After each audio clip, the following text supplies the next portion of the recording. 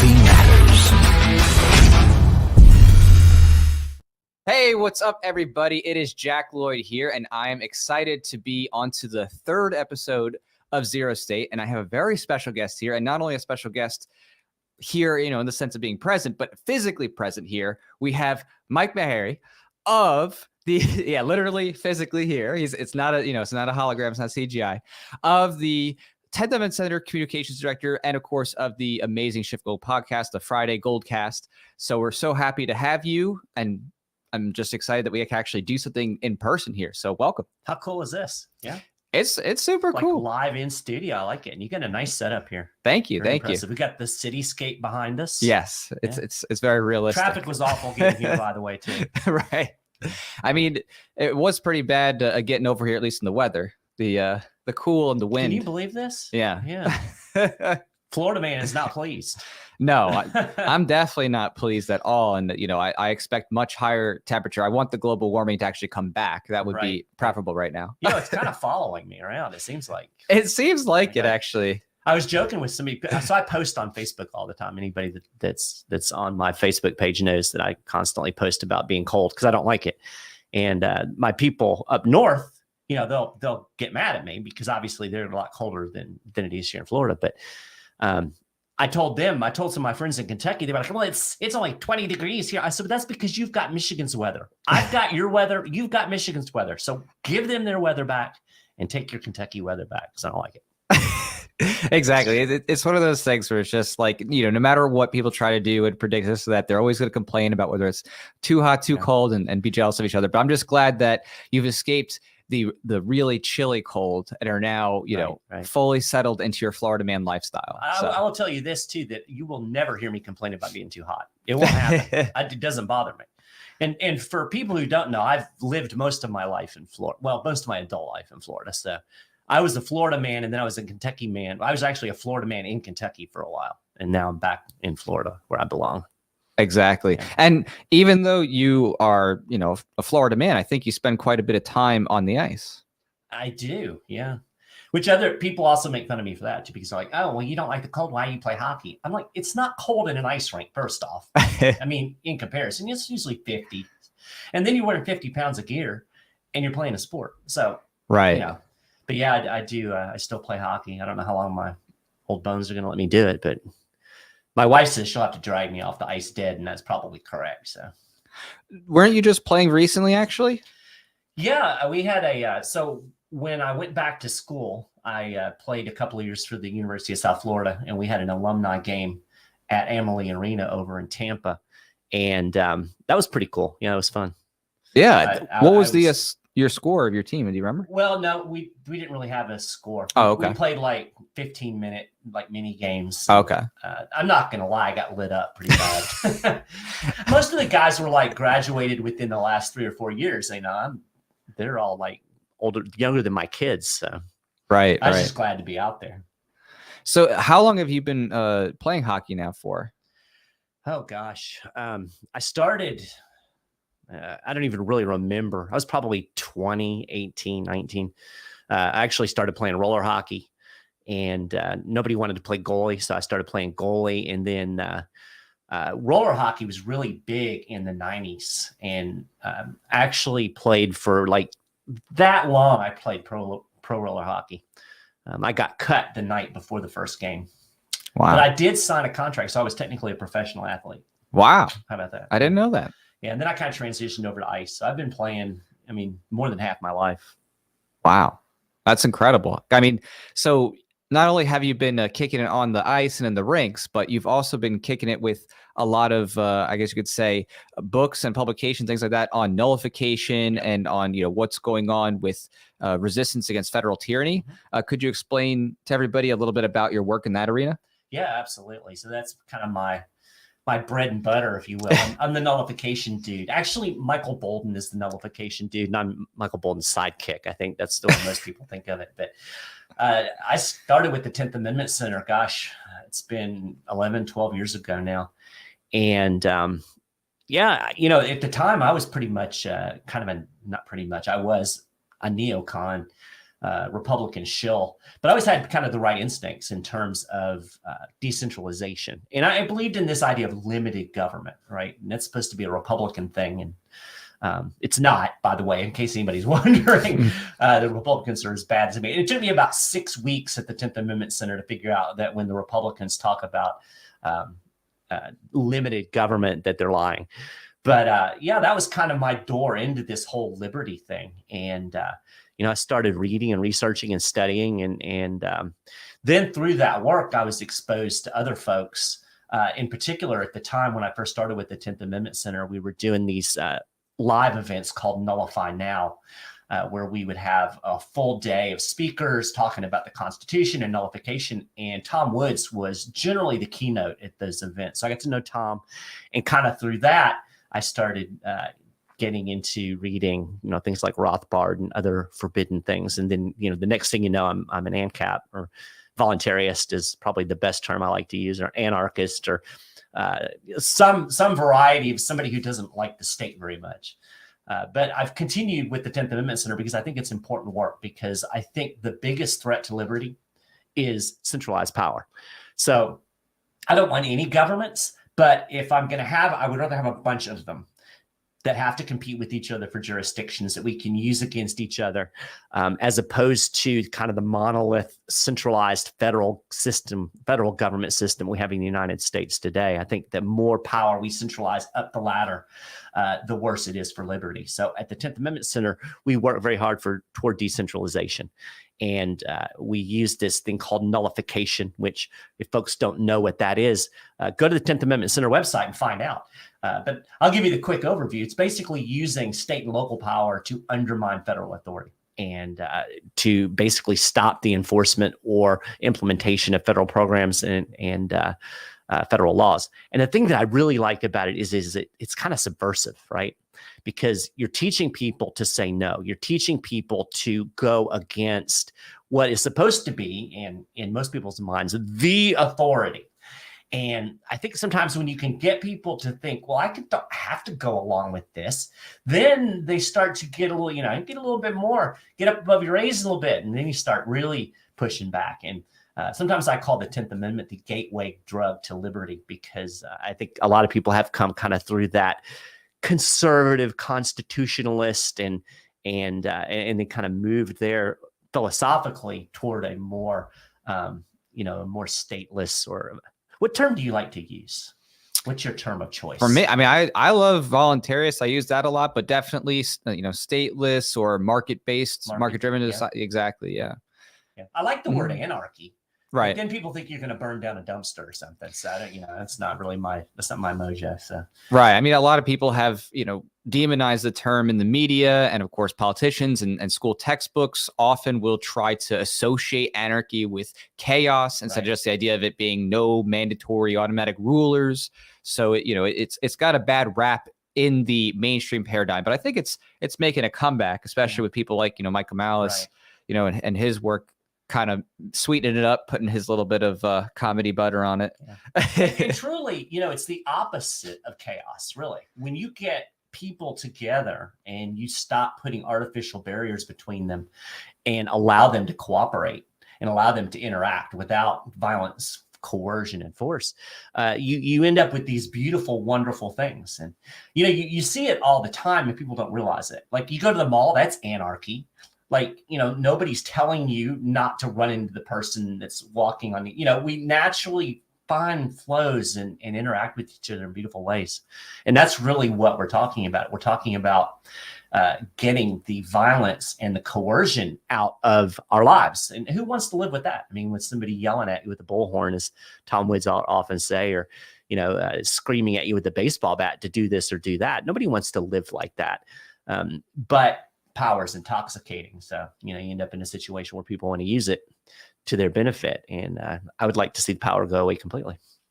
Absolutely. Me too. And, of course, that's a lot of what I do here. And, title of the show, Zero State, ties into that as well. So where in your past did you find yourself making that transition in your philosophical thinking? At what kind of juncture did you start to see yourself really become comfortable with the idea of market solutions over state solutions? It was a really slow burn for me, and I don't have a revelation moment where all of a sudden I thought, oh my gosh, it just, it's like, I don't know, over time, it's like, dang, I'm an anarchist, how'd this happen?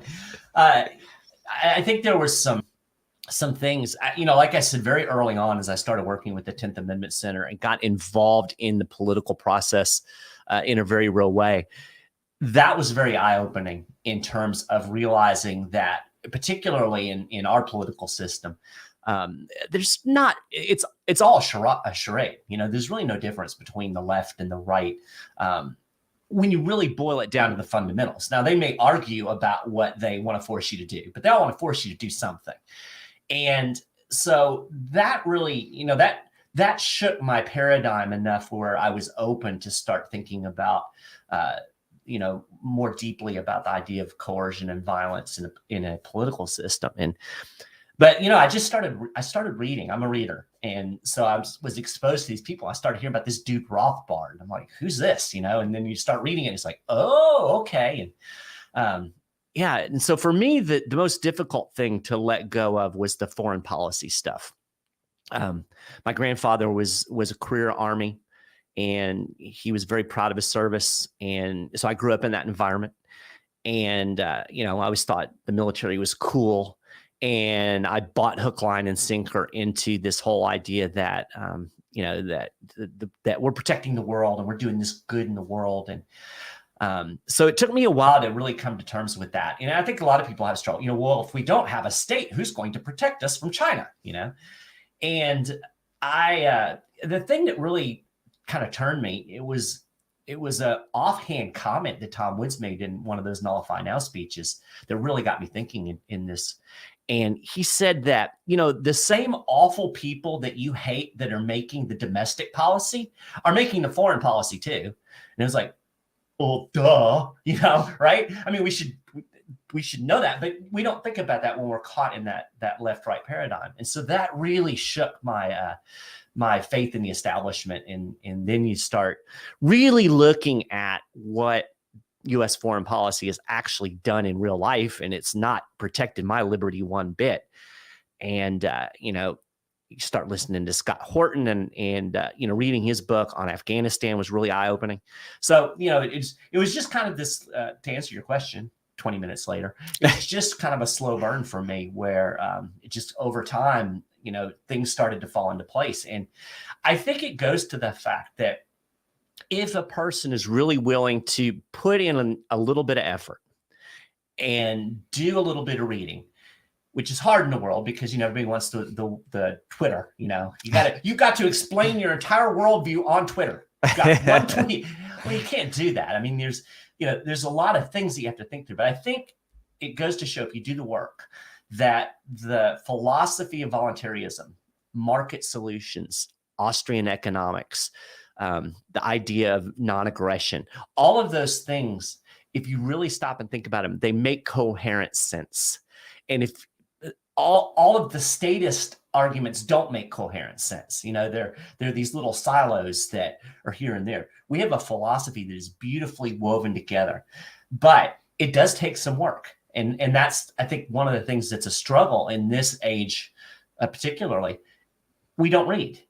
And so it's hard to get those more complicated, nuanced things across to people. So I just want to encourage people that are in this exploration process, take the time, read, think, and don't depend on that 30-second soundbite, because you're not going to get it in a 30-second soundbite, Or I haven't found the 30-second soundbite that's adequate yet. You might have, you young people are good at that stuff. But I agree. It's tough. And I did like what you said about Tom Wood's impactful message, where he, said they, the people who make the policy here that you don't like domestically are making those same mistakes or, malicious crony decisions abroad. And I think that's a kind of important note, that while there are ways that, you have to learn about the philosophy or economics and ethics and things like that, and it takes time to digest, I would say there are some kind of either catchphrases or just some type of zone of interest that when you hear that or you see that, it's that one really impactful thing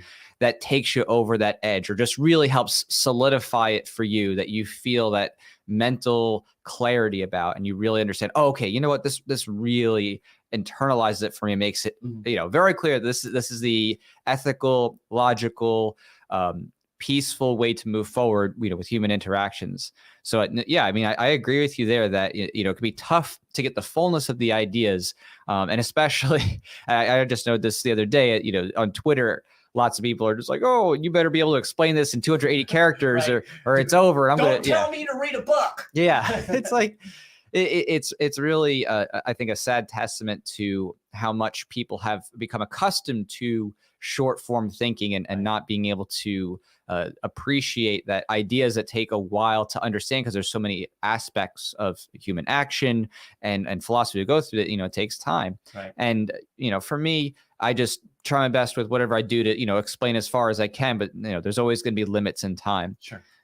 Well, and the flip side of it too, the beauty of social media and the technological world we live in is that we do have the opportunity to drop those nuggets in people's laps that you would have never had the opportunity to reach. So, doing some of the things that you're doing with the videos and with the memes and with these short form things, a lot of people it's going to go past, but you're going to catch those some people, and it is interesting, having been around for a while now and kind of being able to look back. Now, I don't go back as far, like the Ron Paul people. I missed that, but I was one of the, Ron Paul, he's great except for his foreign policy. That was me. I'm sorry.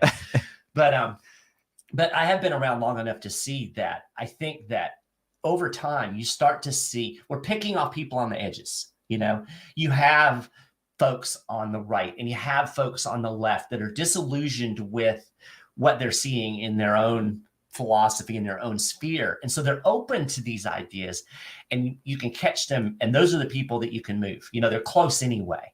And you might catch their attention with a meme or a video or the comic book or all of these types of things. I love seeing so many people that are starting to get engaged in the arts and get engaged in creative endeavors, because that's culture, and that's how we communicate with each other today. So music, video, movies, fun books, cartoons, what they're doing over there with the Tuttle twins and things like that. So much cool content is going on. And I think that's really going to help push the message forward.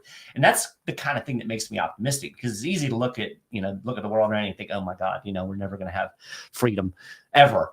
And maybe we won't, but I think we can at least get a little bit more free. And then personally, I think at some point this system is going to fall apart, and you're going to need good people with good ideas. And, Michael Bolden and I have talked about that before, that sometimes if nothing else, we're creating this path of information that when the whole thing falls apart, people are going to be looking, they'll have this to find. So, got to keep going, got to keep doing it day by day.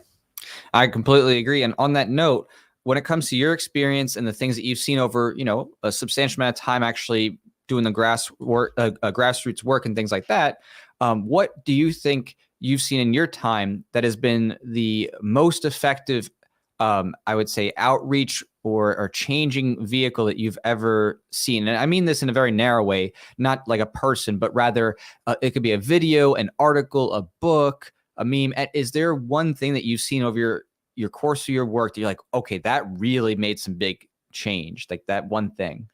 Well, I'll tell you something, and this maybe not in the bigger liberty picture, but in the terms of the work that we do at the 10th Amendment Center, was back in 2013, 2014, when all of the Snowden revelations were coming out, and people were really becoming more aware of just how intrusive and huge the surveillance state is in the United States and really in the whole world. And Bolden and I were like, how can we engage this? We're an organization that typically works at the state and local level. How do you engage the national surveillance state from, Utah? And at first we're like, well, there's really no way. There's just some things that you can't do. And then we started doing some research and we discovered that the NSA has a problem. They have an energy problem. They have a resource problem, and they had maxed out the power grid in Maryland, where their main thing is. So they're looking for places to move. And then we're like, well, who supplies this electricity? Who supplies their water? Well, local governments. And if local governments can turn on the water for the NSA, local governments can turn it the hell off. And so we created this piece of legislation called Fourth Amendment Protection Act. And we got it introduced in Utah, where they have this huge Bluffdale data center that it's basically just a big storage facility for all of the reams of telephone calls and emails and all of the crap that the NSA is digging up. And that place uses, or at least this is what they said at the time, that it was going to take about 40 million gallons of water a day to cool all of those supercomputers in order to keep all of this information stored. The water is supplied by the city of Bluffdale, Utah, via contract. There is nothing in the world that says the city of Bluffdale has to have a contract to give water to the NSA. So we created this beautiful, simple piece of legislation to turn off the water. And the thing that I think, first off, it kind of propelled this whole idea of nullification into a mainstream conversation, because these people are crazy. They're trying to turn off the NSA's water. And then you have other people like, this is great. They're going to try to turn off the NSA's water. And Greenpeace got involved, and they flew a blimp over the NSA facility. And it was this huge bipartisan, at the time Obama was president. So there was a lot of Republicans who didn't like the surveillance state because, their guy didn't have control of it. And so it was really a big thing for a year or two that really opened the door for us to talk about decentralization and let people know, we don't have to sit back and let the federal government just do whatever it wants. Yes, it's big. Yes, it's powerful. It's the biggest, most intrusive, most powerful government, arguably, in the history of the world. But there are ways we can push back against it effectively, and there's not anything they can do about it. And so, that for me was a really exciting thing that I was personally involved in, that I think really pushed the ball forward. And it also helped us kind of hone arguments that we can use in less radical things that you see still pushing forward today. For instance, just last year, the state of Arizona and the state of Missouri passed bills to end some state and local enforcement of federal gun control. And it's kind of based on the same idea, this anti-commandeering doctrine, the fact that the federal government can't force state and local governments to do their bidding. So we used that and developed that strategy with the whole NSA thing. And then we've been able to use that and apply that to other policy areas. And I think, each one of those things kind of pushes the ball forward a little bit and creates just a little bit more space for liberty. So, yeah, that's my spiel. Yeah, I know about that from actually Michael Bolin talked about that at Liberty on the Rocks event that I was attending in 2015. And I thought that was really impressive because it's actually taking, one government and pitting against the other government to fight each other in a way that is actually not costing people anything, like in terms of like, oh, okay, it's like they're spending a bunch of money to do stuff. No, you're just denying services and frustrating the apparatus of the federal government to try to spy on people and collect data and store that. And I think that that's something that's really impressive and brilliant. And I think we need more of those types of solutions where we're able to use and leverage one government against the other to de-escalate, their attempts to try to spy on people and try to, extract more information, while also not necessarily empowering the other government in the same way. It's not a matter of, oh, you can't spy on people, but we can. It's no. We're just cutting off your services so you can't function. And I think those types of solutions are just absolutely brilliant. I mean, it's just an amazing testament to the creative thinking that you and Bolden had in working through these types of solutions. Yeah, and that's the key, creative thinking. And, I like to call it the Rosa Parks method of dealing with government. Just say no. There is so much power in that word, just say no. We have this mentality that we're supposed to do whatever we're told. No, we don't have to. And, sometimes it just takes a few people who are willing to stand up and say, no, I'm not doing this, to create a revolution. And that's exactly what Rosa Parks did. She refused to give up her seat on the bus. Simple act, really. And, in some ways, I love it because it is so simple, and it is so nonviolent, and is so in line with the way that I view the world, the way we should interact with each other. And she refused to get up. She refused to submit to this injustice, but she didn't tear up the bus. She didn't try to punch the cop in the face. You know, she went to jail. In fact, she ended up paying a fine. She actually lost her job. But her willingness to take that stand set this fire that ultimately burned up Jim Crow. And I think we need to be willing to say no more, because a lot of times when you just say no, all of a sudden people are like, other people will get on board. They're waiting for that one person. It's like when you're in the store back when they were really heavy doing the mask stuff, and you go in without a mask, and people are like, well, that dude's doesn't have, I guess I don't have to, you know. And then I saw people, you know, physically, I'm not wearing this, because somebody was willing to take that stand. So we need more stand takers out there that are willing to do those simple little things. Now, I'm not saying there's not risk, but liberty and freedom is a risky prospect, right? And if we're going to do this, we have to be willing to take the risk. I go back to the early days of medical marijuana legalization in California. You know, today we tend to think, well, you know, the feds will just leave us alone, and pretty much today they will. But when California did that, it was pretty radical, and there was a lot of pushback. And a lot of people went to jail. A lot of people lost assets. They would go in and raid these medical marijuana dispensaries, and they would have them open again within like 4 or 5 hours, because they were that committed to what they were doing. And so there were people willing to sacrifice, you know, and you kind of go back to some of the founders and the revolutionaries. And I know a lot of anarchists and stateless people. They don't really like the founding fathers because they were all statist, and they were, but they were way ahead of their time in the 1700s in terms of a political philosophy. And they had a great deal of wisdom. And here's like Sam Adams, you know, basically saying, I'm not going to put up with this. And if you're going to bow down, then enjoy your chains. Very, very loose paraphrase of Samuel Adams there. But yeah, so I think it's important. We have to be willing to fight for what we value. And if we value freedom, we have to be willing to fight for it. Absolutely. And I agree with you on the taking the stand part, because I saw that myself with the mask wearing. Me and Pho, we went to all different types of places. Of course, we weren't wearing the mask. And you're too pretty to put mask over that. Thank you.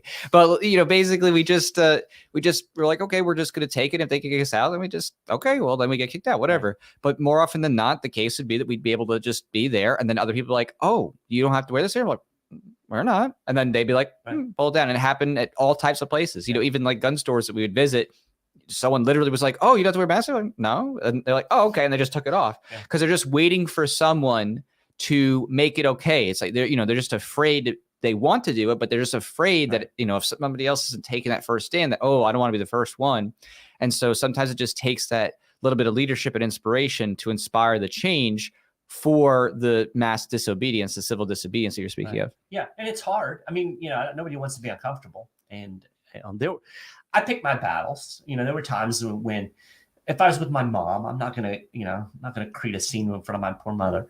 But, you know, you learn to pick your battles, and you have to determine too, you know, where can I take a stand that I'm willing to do it, and then do it. And it may not be the mask thing. It may be something else, but there's something that all of us can do. Some little thing where we can kind of push that envelope of freedom. And, you know, as my friend Robert Scott Bell, who does the Robert Scott Bell show, if you're into like nature and natural remedies and homeopathy and that type of thing, Robert Scott Bell is your man.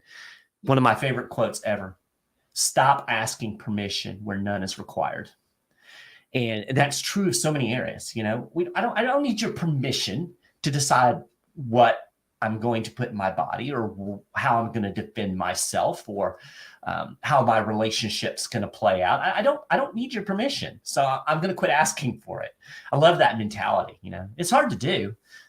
It's hard to put yourself out there, but you know, again, we're not going to get more free just sitting here, not living more free. At some point, you got to start living the way you want to live. I agree. And actually what you just said there with, you know, stop asking for permission. That's something that I personally live by, and I tell to a lot of people when it comes to entrepreneurship and other things. Mm-hmm. And the reason why I focus on that so much is because for many in school, they're so indoctrinated, inculcated with the idea that you need to wait for some adult to tell you when it's okay to move forward. And that programming lasts so long that so many people just, subconsciously or even somewhat consciously think that they need to, have somebody else's approval first before moving forward with a creative endeavor or business idea or whatever else it is.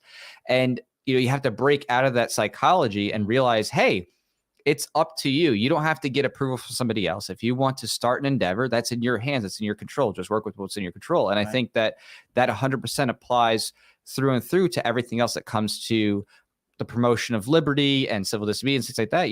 It's up to you. Don't wait for somebody else to take that stand when you're perfectly capable of taking that stand. Right. And that little bit of, civil disobedience, or just that little bit of you just sharing your knowledge with others, can inspire radical change, because you don't really know until that time how many people have been waiting for that one person to just take a stand or to share that idea and inspire that kind of, radical wave of change through the culture. Mm-hmm. So I 100% agree with you there that is such an important principle for people to really internalize and think about and say, hey, do you have a voice up there that says, I got to ask somebody, I need someone's approval to do this? It's like, do you really? You probably don't. Yeah.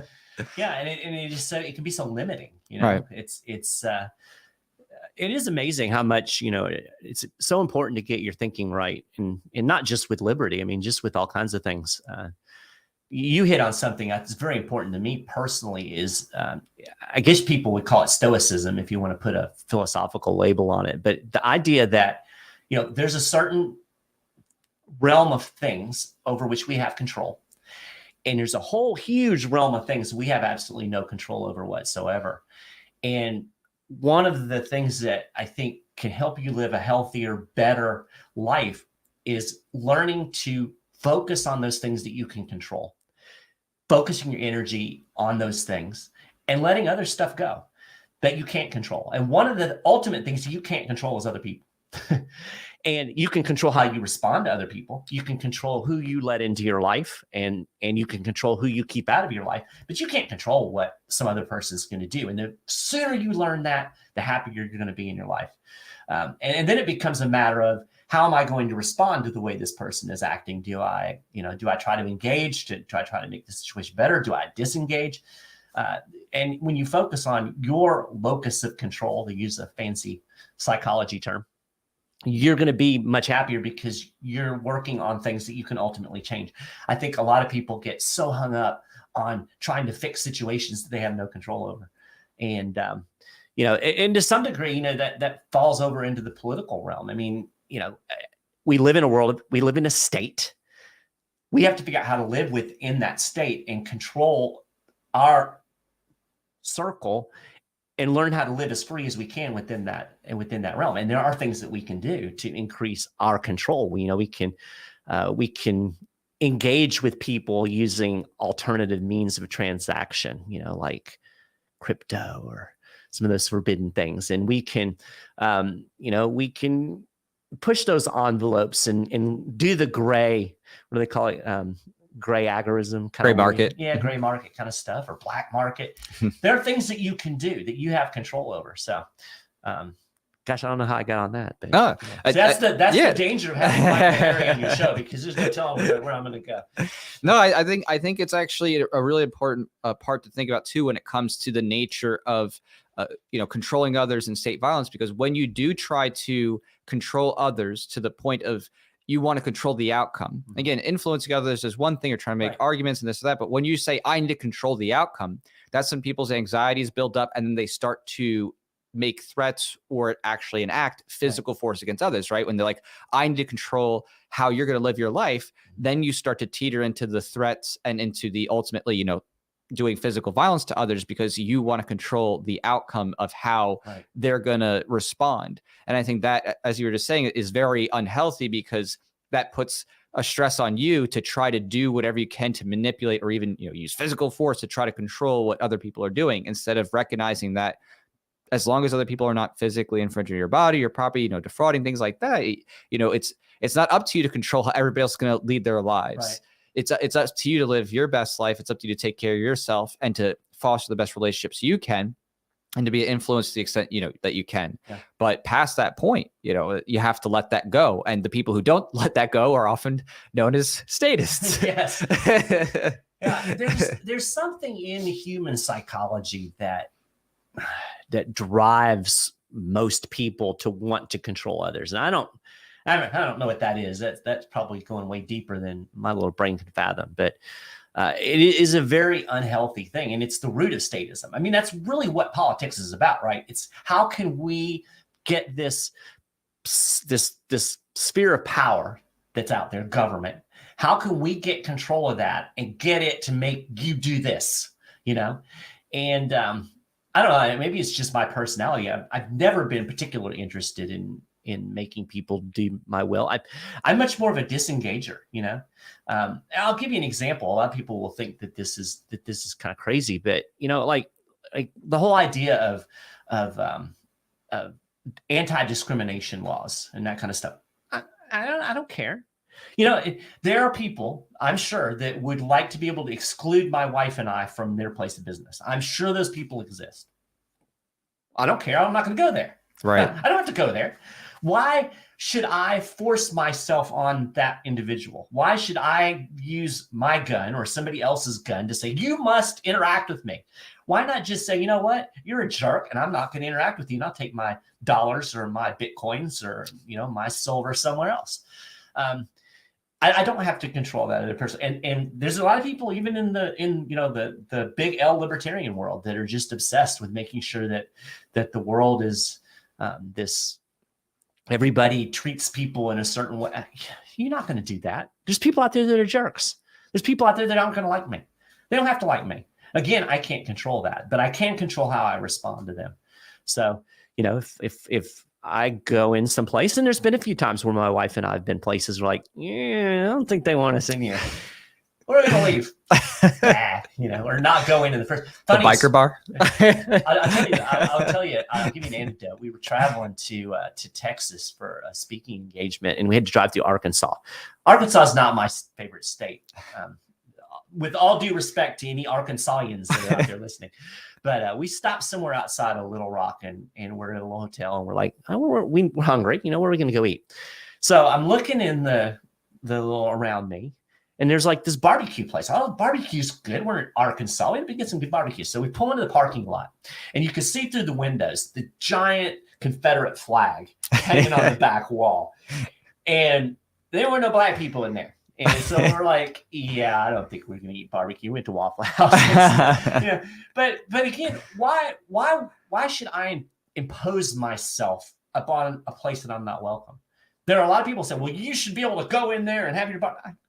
I was perfectly happy to eat Waffle House, and I don't know. That's just a different, I guess, mentality than a lot of people have, because there's a lot of people that, well, you should be able to go in there and have your barbecue and make those people. You're just making them uncomfortable, and you're making yourself uncomfortable, and you might get yourself hurt. So, well, I think that the important distinction here, especially from a principled perspective, is that we're not saying that their mentality is right. Rather, it's that the way to change is not by just forcing them to be like, oh, you must provide me services at the threat of a gun. It's trying to change minds through empathy and through reason and through showing a better way. Right. And again, when you do that, when you're like, what, you can have whatever views you want over there. If you're not going to bother me, fine. I'm going to take my business elsewhere, and I'm going to associate with people who are more welcoming and friendly. And they're going to be the benefactors of that. And I think that applies even within the liberty movement itself, with people who are out there supporting those who value their body and property rights, right? Like, where do you want to sow your seeds? Do you want to sow it with people who actually hate you and want to enslave you? Right. Or do you want to sow your seeds, to the extent you can, with people that actually care about your liberty, care about your autonomy, and don't want a totalitarian government spying on you, stealing you, bombing every country in the Middle East, right? So I think that mentality is what we were talking about before, that in your control bubble, right? It's in your control what you choose to do with your time, actions, and resources. You're not going to be able to control what the other person ultimately does with their mind. You can try to reason with them, you can try to convince them through whatever, but you're not controlling their body and their thoughts, but what they want to associate with you. But what is in your control is, okay, I'm not going to let them, take my mental peace away. I'm going to take my business. I'm going to take my resources. I'm going to go elsewhere. I'm going to support those who are not like that. And I think that if more people got on board with that, instead of trying to be like, oh, I need to use the government to like force censorship or force people to associate otherwise, then we're going to see a much more peaceable outcome, because everyone is going to support those who are respectful of them and who are, building toward what it is that they are themselves looking to do, and especially if you're someone who's like, I want to be left alone from the state. Okay, we'll support to the best extent you can businesses and people who are not trying to impose more statism on you. Right. Well, it's interesting. I was talking to Michael Bolden the other day, and he lives out in Los Angeles. Yeah, I know. He's going to go down with that ship. And I'll be honest with you, I love LA too. I mean, it's a great city. That's fun. But and that's the beauty of a decentralized system, to be where you want to be. But he was talking about, the COVID regime, and we've all heard how awful it is in California. And I'm sure it's every bit as bad, if not worse than what we've heard. But he said there are a lot of places that you can go in, and they've never enforced a mask mandate. They're not enforcing a vaccine mandate. He said a lot of the minority businesses, a lot of Hispanic businesses, a lot of the Black-owned Caribbean folks, they're not enforcing all that. And he can basically navigate his way around LA without having to deal with, he's not getting jabbed. No. But there are people. So again, even in a place that is very tyrannical from a political standpoint, there are ways that you can manage your life and, kind of reward, in instance, those like-minded people with your dollars and with your business. And so we can find these pockets of freedom. And that's why I think, it's real important for us to network with each other and to know each other, and because we can't help each other out. And that's one of the coolest things, I've met some of the most amazing people in this sphere over the last 10, 15 years, and people that will people I have never physically met have helped me in times of need. My mom passed away recently. All of the support that I got from people in this community, just amazing. So that's a great thing, because we're not just, it's cool to think of it outside of political terms, because what we're doing is we're building community. And if we can build community and show that it works and show that it's a better way, people are going to be attracted to that. They might not want to even talk about politics. A lot of people don't want to have anything to do with politics. They don't like it, but they will be attracted to a community that's loving, that's supportive, that is helping each other, that is living by a value system that makes sense. So, that's kind of a cool thing. And I think that type of outreach and that pipelining happens even with what you're speaking to with Michael Bolden going to restaurants or businesses that are not enforcing these. I mean, they don't have to be themselves political or, hardcore libertarians. Just the fact that they're saying, hey, I value having customers over enforcing this random wanton, dictates, that is itself a starting point for conversation and for an opportunity to, thank them and say, hey, I just want to say thank you so much for being open and serving me during this time. And we've done that ourselves. We've actually have gone to businesses where they were more loose or relaxed, or just didn't implement anything as compared to other places. And we talk to them and we say, thank you so much for being open and for, not being a mask carrying or whatever it is, and use that as kind of like a starting point to conversation about just that we value individual autonomy. And, if you want to take the risk, take the risk. If not, you stay on whatever. Yeah. But it's an opportunity to both, talk about those things, but also connect with the people who are providing goods and services, right? These are the people that are feeding you or clothing you or whatever, providing other types of things you need for your house. I mean, these are the people you want to actually talk to about the principles of liberty and just give them a little taste of what it is that you're about, because they already are seeing, at least on that one little sliver, they're already seeing through the status paradigm and recognizing, this really doesn't make any sense, right? So if they can see that, they're ripe to be able to talk about the rest of this stuff and just, start to talk about the other nonsense and hypocritical nonsensical things that the government's doing. So it's one of the reasons that I really love in our political work at the 10th Amendment Center. We do a lot of single issue coalitions. If you're going to do anything in the political sphere, you ain't going to do it just by being a libertarian. You've got to figure out how to work with the Republicans and Democrats, because they're the ones that are running the ship. And so, what we do is we try to find, we have these issues, and let's use it for example, surveillance. That's one of the issues that I've been really involved in. There are a lot of people on the left who don't like being spied on. And there are some people on the right that don't like being spied on. So you create these coalitions of organizations. And that was a cool thing, going back to what we were talking about with the NSA. We had this coalition, and there were libertarian groups, and there were leftist groups, and then there were hard leftist groups, and then there were, Tea Party people. There was this huge coalition of folks that all recognized the problem of government surveillance, and we're all working together. Now, like other things, probably disagreed, totally on, but we weren't focused on that. And it creates those opportunities to build relationships and start talking about other things. When I was in Lexington, Kentucky, I was doing some local surveillance stuff. I ended up getting myself sued, and open records lawsuit, whole different story. That's a story for another occasion. But I got sued. Ended up having, fortunately, the ACLU representing me in the case. Again, it was an open records case. And so I got to know a lot of those folks really well. And one day I was having lunch with she was the policy director there at the ACLU. And we were talking about my case, and then we started talking about other work that the ACLU was doing. And some of it was like, yeah, this is cool. So I'm like, ugh. But as we're talking, we started talking a little bit more in depth about political philosophy. And, I was sharing some of my things about just the idea of non-aggression and voluntary association. And we had a really good conversation. And at the end of the line, she goes, maybe I'm an anarchist. So you never know what those doors are going to open. Like you said, when you create that little bit of room to interact with somebody. And now a lot of people are going to be like, that Mike Maharrey is okay, but boy, not on guns.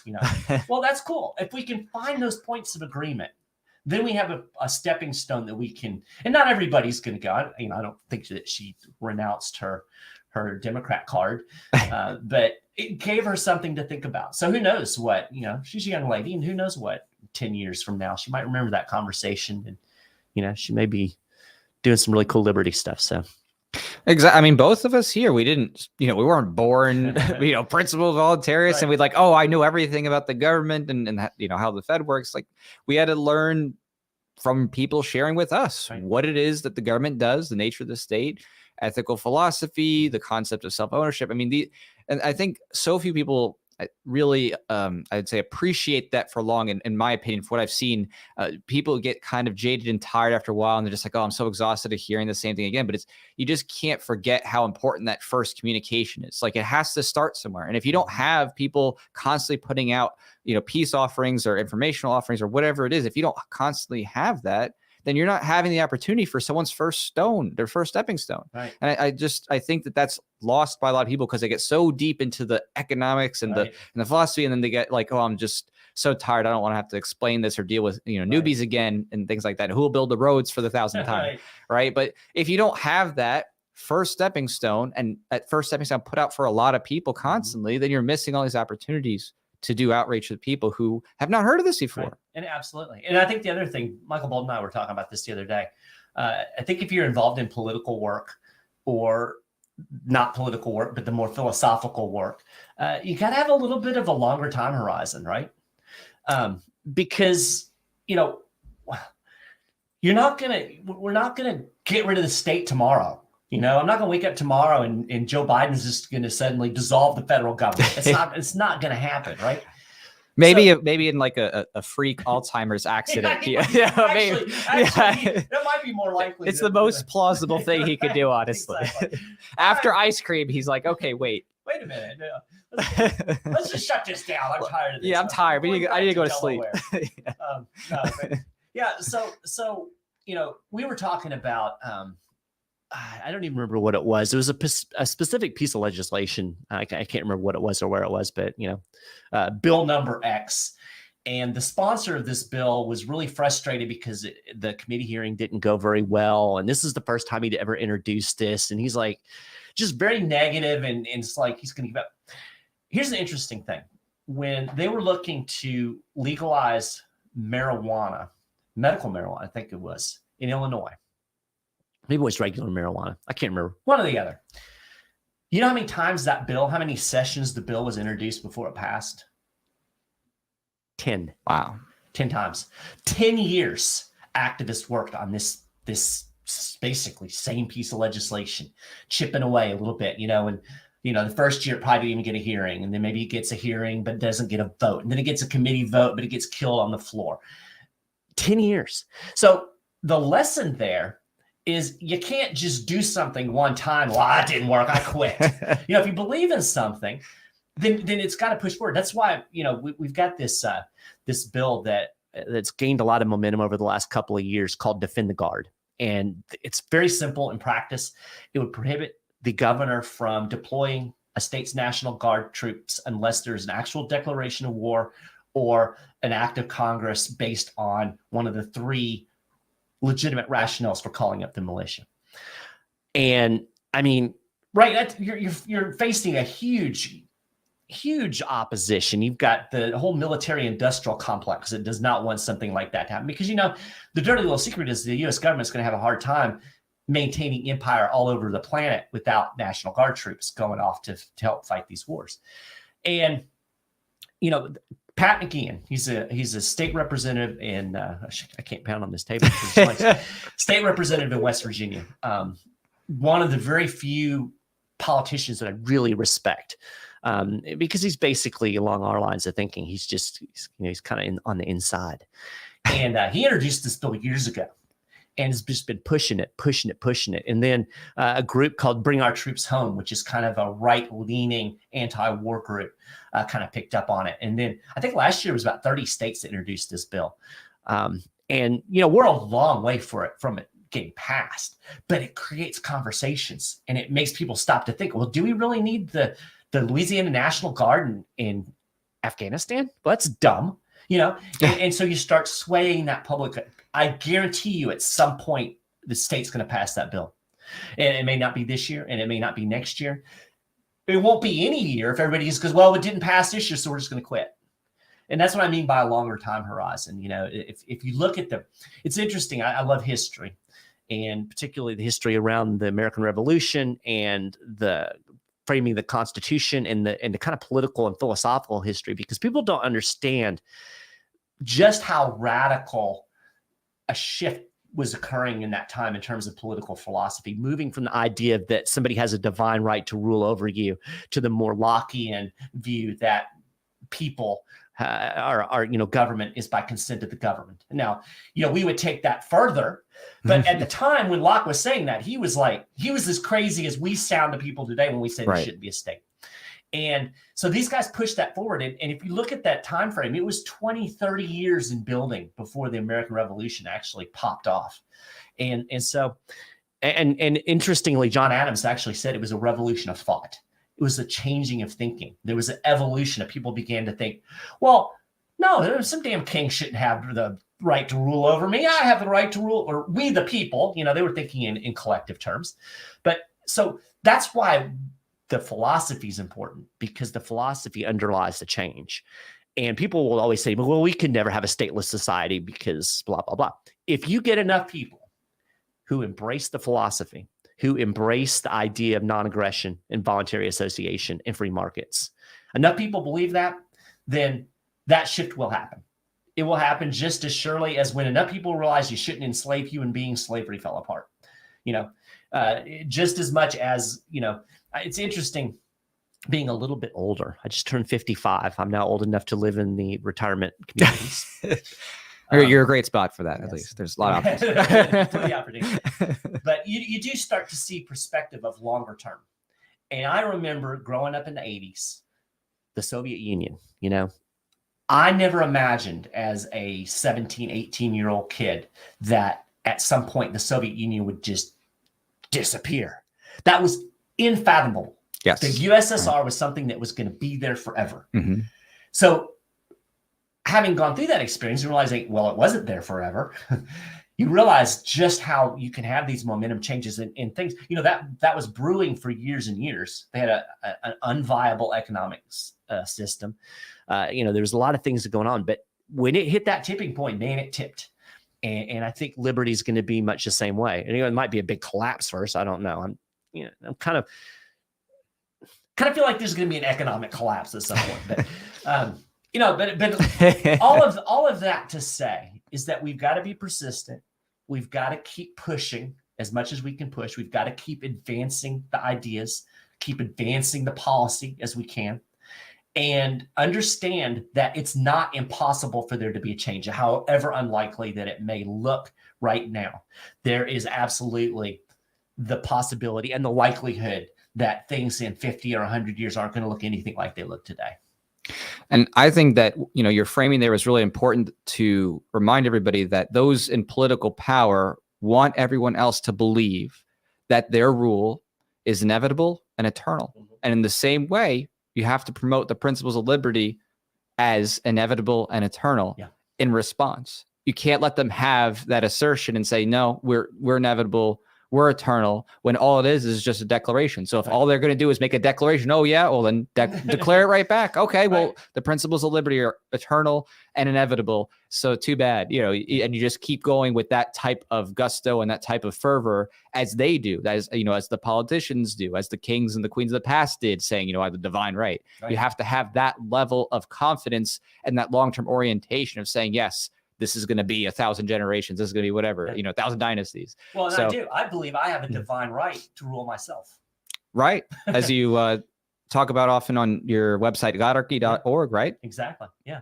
We have a divine right to rule ourselves. And I think at some point they will, again, looking back at that flow of history, going back to 1776, those guys were onto something, and it was a radical shift. And then for some reason, it kind of stopped and then regressed.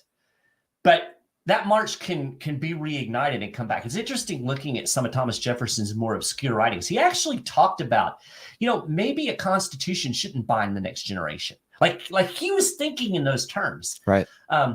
And so that discussion was being had. And then for some reason, we had the 20th century and centralization and empire building became all the rage. But I think ultimately, we'll see that march toward individual autonomy begin again, because it's the only thing that makes sense when you really boil it all down. I completely agree. And I really appreciate your thoughts and coming on to discuss this. We got to talk about a lot of great topics. Before we wrap up here, where can people follow you, find you, support you, learn more about your work? Where's the best places for people to go? All right. I'm going to give you 3 places to go. Number 1, 10thamendmentcenter.com. You spell it out, TENTH, amendmentcenter.com. And you go there and you're going to find out what this whole nullification business is. First thing I want you to do, if you're not familiar with the 10th Amendment Center, you've never heard of this, you think, what the heck is he talking about? Download our free State of the Nullification report, and it will give you the overview of what we're doing from a philosophical, political, and strategic standpoint. It's a great document. Wrote it myself. And you can get involved with this over there. We'd love to have your support. You can be a member of the TAC for like $2 a month or something ridiculous like that. And you can see, go to the blog. You can see what we're doing to push back against the state, just the centralization of the federal government a little bit at a time. So check that out. I have my own website, michaelmaharrey.com. It's just my name's spelled out. I have been not very good at keeping up with new content lately, but there's some good stuff there that in the archives that you might want to check out. Again, tends to orient towards decentralization, the Constitution. You can also find information about my books over there. And then if you're a Christian, or if you're not a Christian, but you're sympathetic to Christian ideas, go to godarchy.org. And that's where I kind of explore this kind of crossover between Christianity and the state. I think that when you really boil it down, Christianity and voluntarism are hand in glove. And so I make that case. There's a podcast there. I'm not doing the podcast right now because I'm in the middle of transitioning. I'm moving, and my mom passed away, blah, blah, blah. But, there's like 87 episodes you can catch up. And then when I start back again here in a couple of months, you'll be right up to date. So those 3 places are where you can find me. I'm on Twitter, Maharrey 10th. I'm not very good at Twitter, although I had my first viral tweet the other day. What did it go like? The tweet was something to the effect of, stay home, stay safe would sounds like a good idea for American foreign policy. I saw a screenshot of that tweet actually. I have to confess, I stole the idea from somebody else and just tweeted it. But yeah, it's the first time I've ever had like more than like 10 retweets. That honestly, that's what a lot of people do on Twitter to get big, is they just rip content off other people. So don't feel too guilty. I taxed it. You're a worthy ripper. Yeah. Tax and redistributed. Yeah, exactly. So I am there on the Twitter sphere. Oh, I forgot. SchiffGold.com. Oh yeah. Yeah. Go to SchiffGold.com/news. It's the SchiffGold website. I write generally 2 articles a day over there relating to the Fed, to the economics, to the way they're destroying the dollar, destroying our economy. And then you can check out the Friday Gold Wrap podcast. Every Friday, I talk for about 10 to 15 minutes about just kind of what's happened over the week in terms of, I really focus a lot on Fed and macroeconomics because I think that's really the driver. Talk a little bit about gold and investing and those type of things. So you can check that out too. Yeah, I mean, you just do so much. It really is kind of incredible when you like take it all in and list it all out. But the books, the articles, the podcasts, and even a little bit of music, right? I do. Yeah, I'd like to do more music, but right now I'm renovating a house, and that's basically the consuming my life. So hopefully here in a couple of months, once we actually get moved and get settled down, then I can get back into some of the more content creation. The kind of next thing on my agenda, I really want to write the Godarchy book and really kind of make the definitive for the newbie. How does Christianity and voluntarism, how does that work together? So that's going to happen, but probably in a year or so. Awesome. No, I appreciate you taking time today and just, sharing all your knowledge with us. So thank you so much, Mike. And I'll catch you. Actually, I have this upcoming Monday and also on Tuesday, I actually have some scheduled casts. So I'll check with everybody when those come out on Monday and Tuesday, and hopefully have you back on here and maybe even play a little music, maybe showcase some of your talents back in the near future. So thank you so much, Mike. I really appreciate it. And take care, everybody. See you later. ZeroState with Jack